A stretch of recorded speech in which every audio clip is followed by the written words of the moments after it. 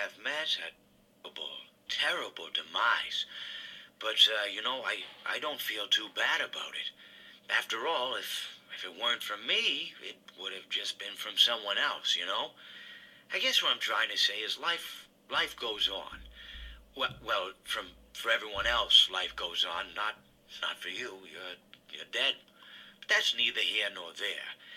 It reminds me of one summer day in the park. I was having just a delightful picnic with my good friend Orville.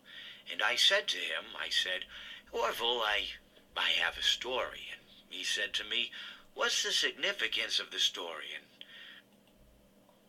I said to him, Orville, not every story has to have significance, you know? Sometimes a story is just a story. If you try to read into every little thing and find meaning in everything anyone says, you'll just drive yourself crazy. Had a friend do it once. Wasn't pretty. We talked about it for years. And not only that, but you'll likely end up believing something you shouldn't believe and thinking something you shouldn't think, or assuming something you shouldn't assume, you know? Sometimes, I said, a story is just a story. So just be quiet for 1 second of your life and eat your sandwich, okay? Of course, it was only then I realized I made sandwiches, and poor Orville was having such difficulty eating it. Elephants have those clumsy hands, you know? Actually, I suppose that's the problem. They don't have hands at all, do they? They're all feet. I couldn't imagine someone asking me to eat a sandwich with my feet.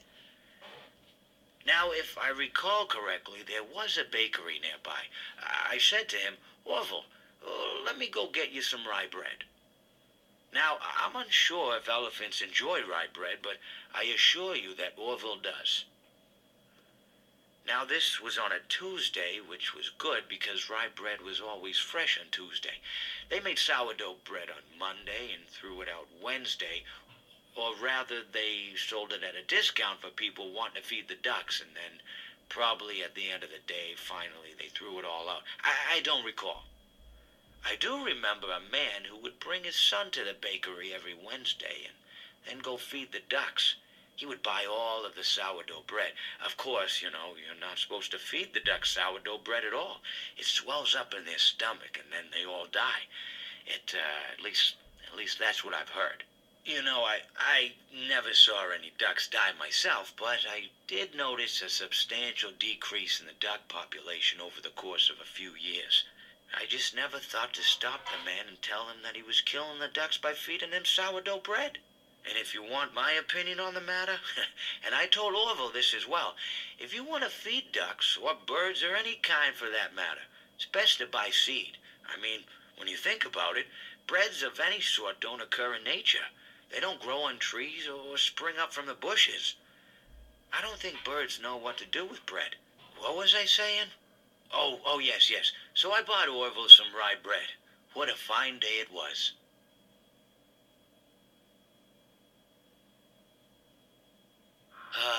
It seems that you have met your end. What a pity. I don't feel too bad about it, though. After all, if it weren't me, it would have just been one of the others, I guess. I'm honestly just glad to be out of those air ducts. It's not easy for a hippopotamus to fit up there, and not easy to get down either. And not as young as I used to be, as you can see. I used to be able to do all sorts of things. You're young, you're vibrant, you have that sort of pep in your step. It reminds me of a conversation I was having with one of my good friends, Orville. We were having a nice picnic one day. I believe it was summer. No, perhaps it was... Was it the fall? Yes, it was the fall because the leaves had turned already. But I said to Orville, I says, Orville, I have a story to tell you. And Orville looked at me, kind of odd and said, what's it about? I said to him, not every story has to be about something, Orville. Sometimes a person just wants to talk. Why does everything have to be a story? I said to him. He just looked at me and he said, well, you said you had a story, and he was quite right. I did, in fact. I told him I had a story. I suppose if a person just wants to talk, then it's best to not announce that you're telling a story. telling a story does come with its own pressures and expectations, I suppose. After all, if you're just talking to a friend, and there's no more expectations than if you were talking into the wind.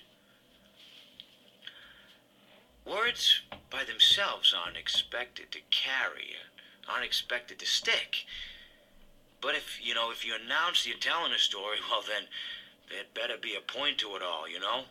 No one wants to sit and listen to someone ramble on and on and on with absolutely no end in sight. So, it's good to be mindful that when you tell someone that you're about to tell a story, that you have something to say. Telling someone that you're going to tell them a story is tantamount to asking them to stop what they're doing and pay attention. You're basically saying, hey, buddy, stop everything. Stop what you're thinking. I have a solution to everything. And, well, I didn't really have any story to tell. In hindsight, I probably just misspoke when I said that I had a story. I think it would have just been better to tell Orville that I wanted to tell him something rather than tell him that I had a story. But, even then, it might have put too much importance on the whole thing. Either way, it was quite a nice day. I remember that we were drinking tea.